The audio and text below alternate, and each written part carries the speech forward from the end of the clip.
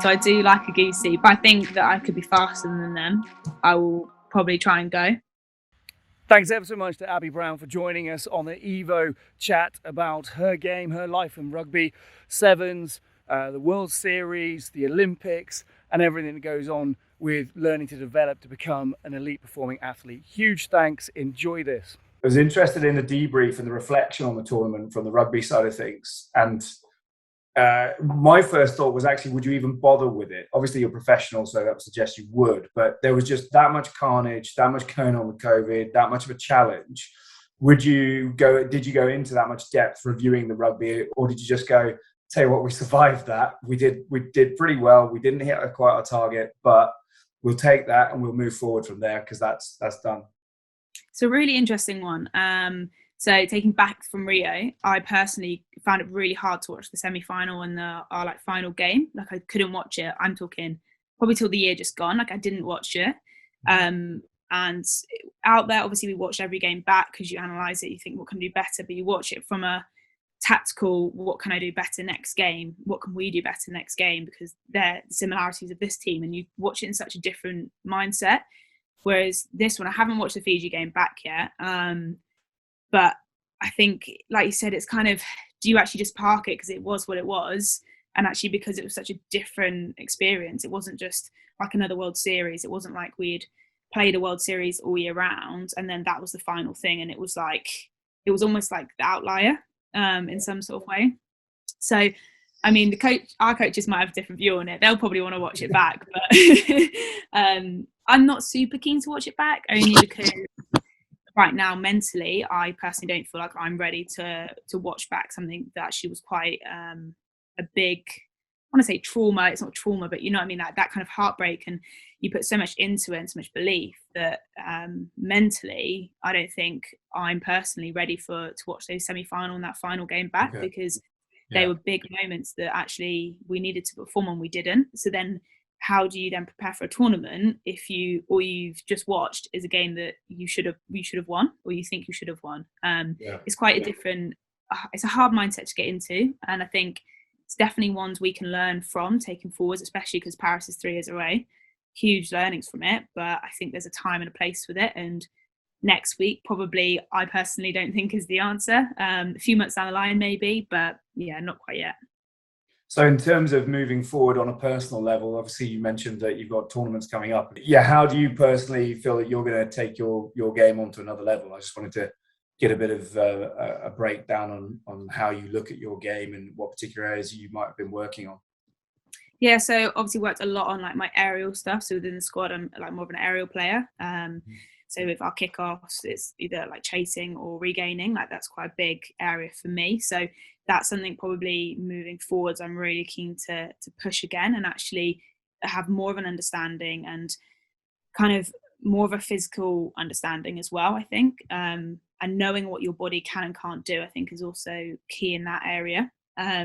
We did bits of it, but obviously when we were together, we weren't together that long. So it was more about our attacking game, our defensive game, like this is what we're going to do.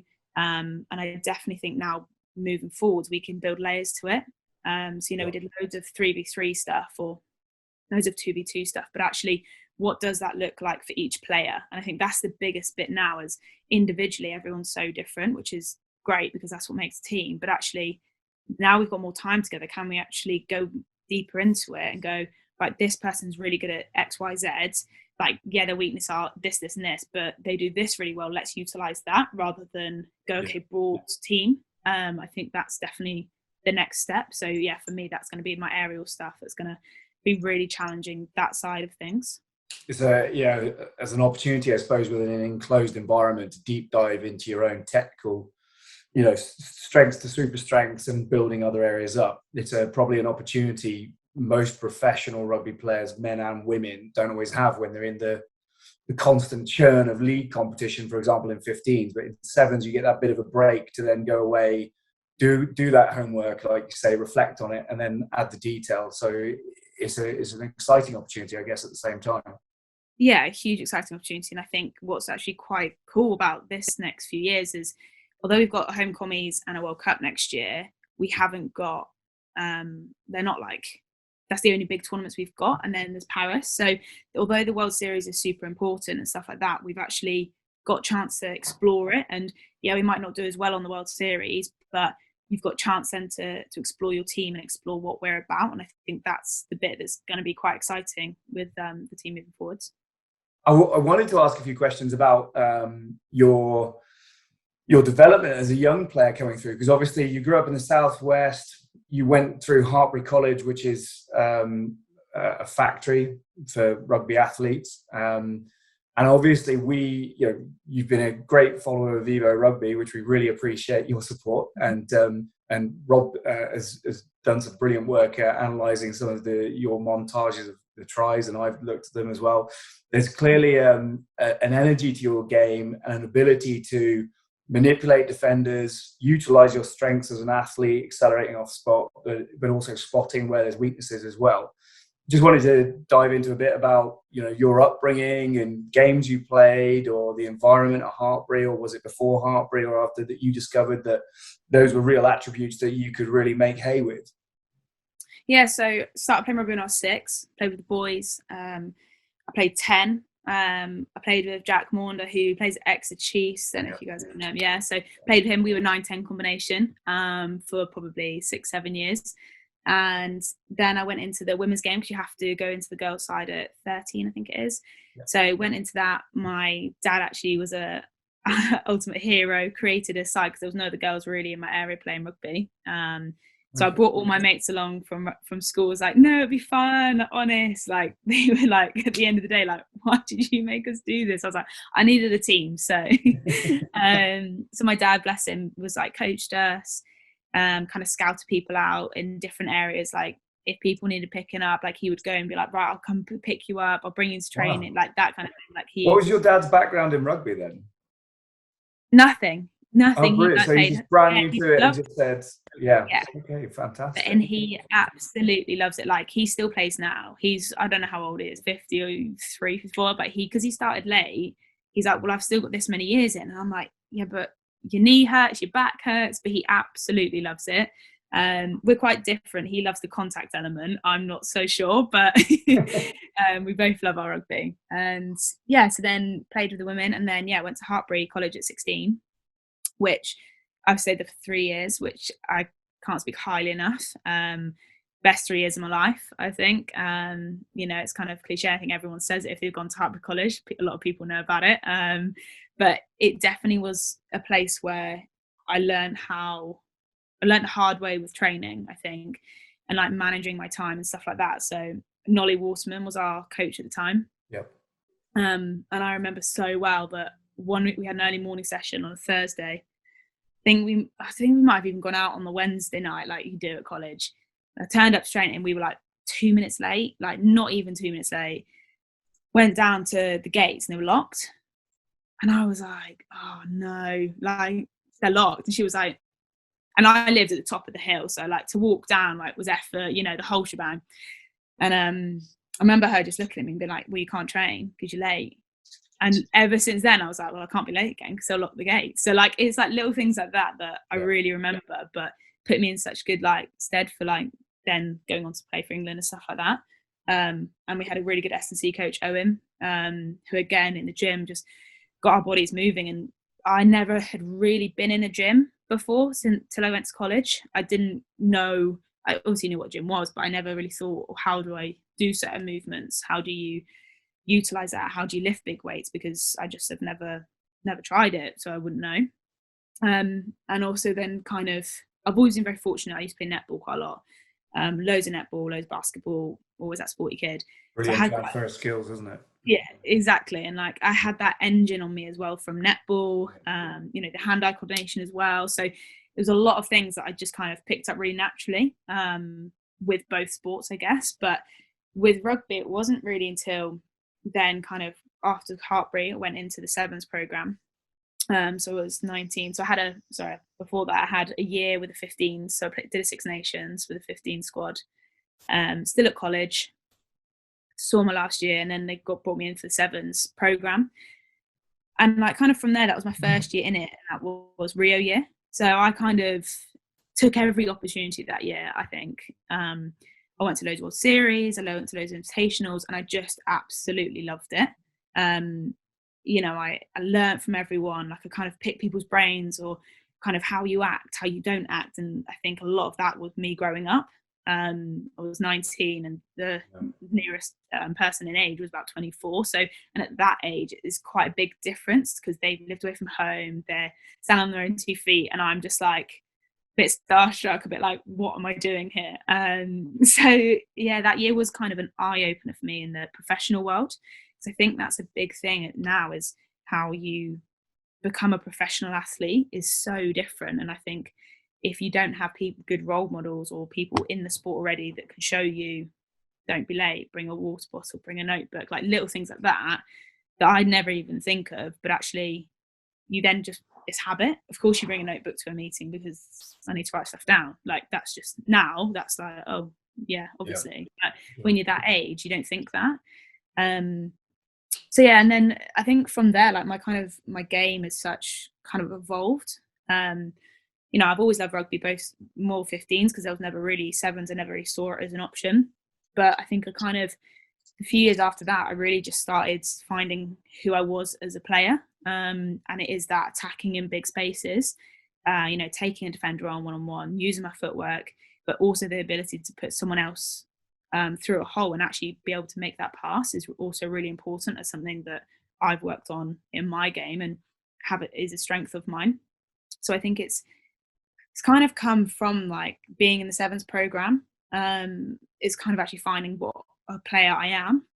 Last year, obviously, I played 15s for a bit, and no, I didn't struggle, but I did struggle with the amount of people on the pitch, and I was like, where's the space? And it was really quite like too many people, because I've been so used to so much space and a bit more time on the ball, and you can really manipulate defenders when you've got that much space. Whereas in 15s, it's a lot harder, or you have to cut a certain line, or it's a bit more structured. And my attacking game is not structured. I do a little bit, and kind of there'll be a certain move, but actually I'm all about, okay, there's one move, but there's about 7 different options. Like, let's go with whatever you kind of want. And there's lots of it we spoke about recently in the program was have a go.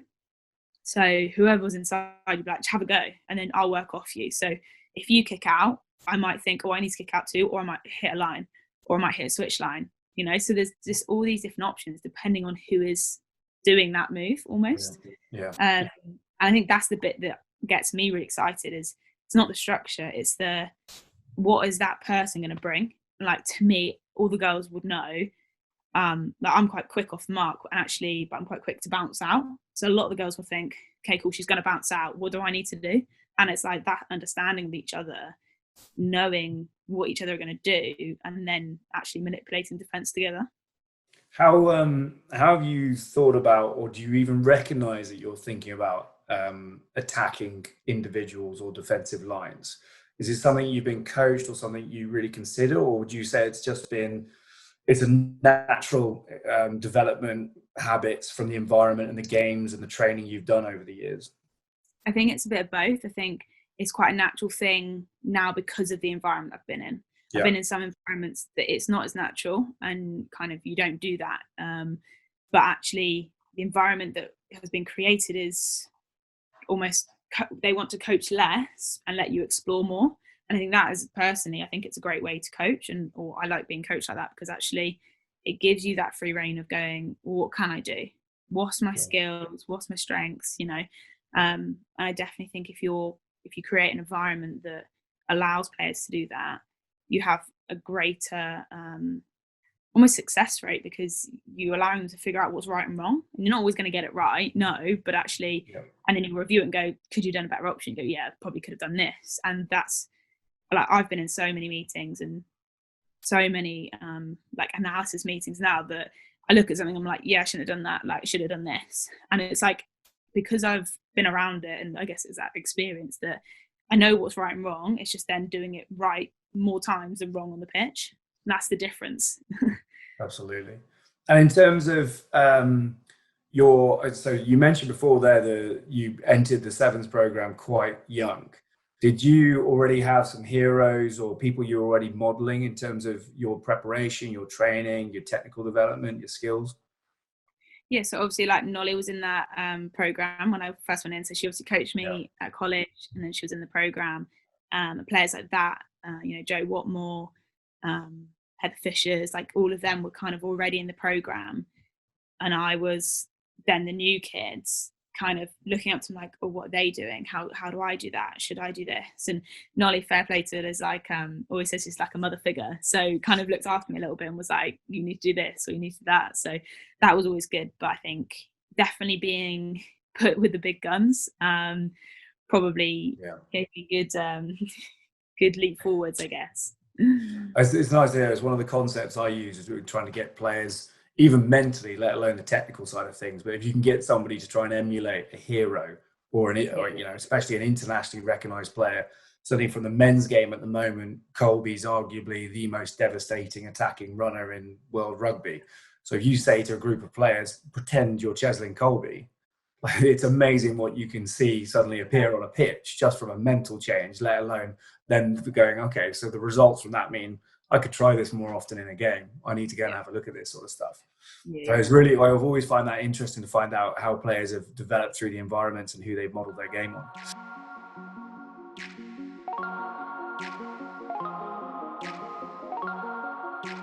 But I'm just interested in what are some of your go-to steps? I like a bit of a goosey. I'm not very good at just like a plant and go. So I do like a goosey, but I do sometimes have a tendency, especially in sevens, to get too close, or like you double go and then you try to go back and you're like, oh, I've screwed it. And you know, as a player, you know, so you kind of just stop. You're like, well, I know you're going to get me, but it's getting out of it. I can help you out of that. I appreciate I'll come work with you. I can help you out of that. There's at least 7 evasion steps I can give you out of that problem. Perfect. That's what I need. But yeah, I think definitely send them over. But yeah, no, I'm definitely more of a goosey step kind of go, and a bit of a kick out step than a step back inside. Normally off my right as well. What kind of cues are you taking from a defender there? Often it's who's opposite me. So if I think that I could be faster than them, I will probably try and go. But even if I don't think that, it's kind of their body language. So if they're kind of looking like they're probably just going to sit off a little bit, I'm more than likely to do it because I think I can get them on the out. If someone's rushing up, I'm probably less likely to. I'll probably just pivot with the ball. Like we get that quite a lot with New Zealand defence. They kind of rush up, so you kind of have to literally just stand and give, and then that other person hits on. But yeah, I think it's more when I see someone kind of unsure in two mindsets, I'm like, okay, this is my time to then go and like manipulate them rather than them manipulate me. Mm-hmm. Mm-hmm. Yeah, true agility, the ability to give somebody some information, break the mirror, and then disappear again. It's always interesting when you look at the science versus what people or how different people interpret it. So it's great to hear that. And the reading of the triggers is always so important. Like a lot of players I see make the mistake of looking down, which is really odd. But at the elite level where you are, you don't get that problem. And I think then it becomes the next level of triggers that you're looking at, because you're not just looking at one player's triggers. You're correct me if I'm wrong, you're looking at maybe 3 players. Would you say in terms of the dog legging and body shapes inside and out? Is that something you really focus on? Yeah, we focus on that. So if there is that dog leg, it's kicking into that space, and then like I was saying earlier, like those players running off you. I think it's also knowing when you've done enough. I think sometimes you overwork and then you get a contact when actually if you take one step before, past it because that defender's turned in, actually you've created a better opportunity elsewhere. And we talk a lot about opportunities, and if it's a better opportunity than the one you did, a good decision, no decision, or a bad decision, actually your bad decision is your no decision because you've made no decision. So it's about making that decision, but also making and creating a better opportunity because of what you've done with those defenders, not just, she's turned in, I'm going to just take it into contact. Actually, you've done your job, and now let someone else go and do something else. Love it. Absolutely love it. Do you have any sort of behaviours and characteristics, maybe non-negotiables that you've taken from your younger days at Heartbreed to then push you on to where you are now? That's a good question.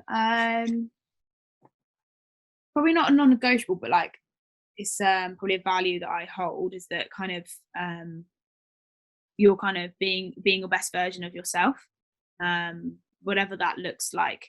I think that to me is really, really key in all of this. And also, this sounds a bit weird, but being a nice person is really important, and kind of being I was going to swear then, but I can't swear. So being true to yourself, but yeah, not being rude, kind of showing someone that respect, I think is really key. No matter what kind of walk of life they've been through or who they are, you show someone the respect that you want to be treated with. And a lot of the time we talk about how you communicate with each other, and it's always an ongoing thing that we have to kind of develop, because everyone wants to be communicated to differently, and it's respecting that, but also respecting, okay, then if I'm like that with you, you have to be like this with me, because that's how I like it, you know. So there's different things you have to work on, but yeah, I definitely think being the best version of yourself, whether that's off pitch, on pitch, whatever you're working towards, that you have to bring your best version, otherwise kind of the point. Yeah, brilliant. And then sort of just going on from that, then becoming a captain, do you try and take your own values into your captaincy, into your leadership, or are you sort of trying to build on a culture that's already been put in place by coaches? I think at the start I was trying to almost build something. When I became captain, our coach changed, our players changed, but I was kind of still left in the sevens program. So actually I was trying to build something, but I didn't know what I was building. I was trying to be something, but I didn't know what I was trying to be. I think along the way, I've definitely kind of gone off who I am and what I'm about. And I think it's important that that's okay, because it showed me that, okay, I don't want to be that kind of captain. I don't want to be that kind of person. Actually, I want to be who I am, and I can still do that. And you look at all the captains you pick a random group of 10 captains, we'll all be super different. I spoke to Abbie on a podcast once, and we spoke about our captaincy, and we're polar opposite. Like, she's like the opposite end to me, completely different, but I get on really well with her, and she also has the best interest at heart of the team. So it's an interesting one, because obviously you're very different. But yeah, I definitely think I've learned a lot, and I just implement my values and what I'm about, because I think then you're always true to yourself, and no one can ever kind of disagree with you, because you can't disagree with someone's values, because that's them. You can't that's not fair to judge someone's values, you know. Yeah, I think that's really interesting. Probably last one for me is then just sort of how would you sort of, if you come back to the same question, you come back to your 15-year-old self, and you're just starting building through the game, what would you tell yourself to go through to get back to sort Just of where keep you are? going. Yeah, I would say stay true to yourself. You know, you're not always going to please everybody, and I think that's something I've had to learn the hard way. You're not always going to please everyone. You know, you're doing things for the right reasons, and you know, every girl, every boy goes through it at school. And I definitely made some decisions that, you know, I didn't go to a party because I had rugby training and things like that, and upset my friends along the way and stuff like that. You kind of, when at the time it's the worst thing ever, but looking back, it was just a party. So, and now I'm gone to 2 Olympics, you know. So, and I'm not saying that one rugby session made it, but it's the decisions you make along the way that put you in for a good stead. Awesome. Really good point. What a way to finish.